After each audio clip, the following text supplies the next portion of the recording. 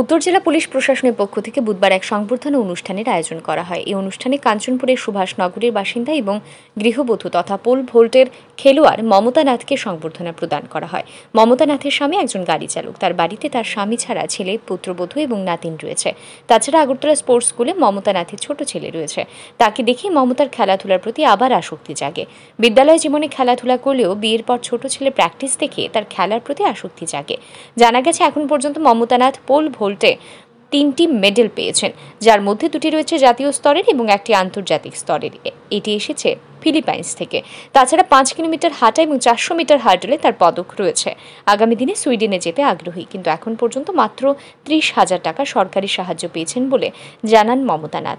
তবে আরও কিছু টাকা সাহায্য আসবে বলে তিনি জানান। পানিসাগরের একজন স্যার কখনো কখনো তাকে সাহায্যের হাত বাড়িয়ে দেন। তাছাড়া অধিকাংশ সময় নিজের বাড়িতে বালি রেখে তার উপর অনুশীলন চালিয়ে যান।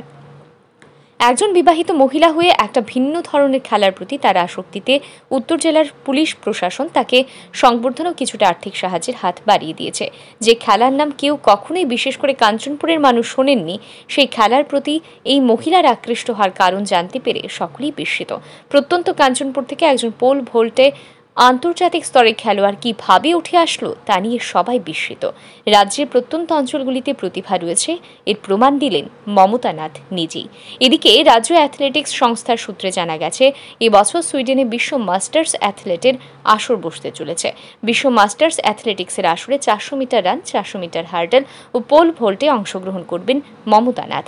আগামী 10 আগস্ট মুম্বাই থেকে সুইডেনের উদ্দেশ্যে পাড়ি দেবেন তিনি। ব্যুরো রিপোর্ট, আর ই নিউজ।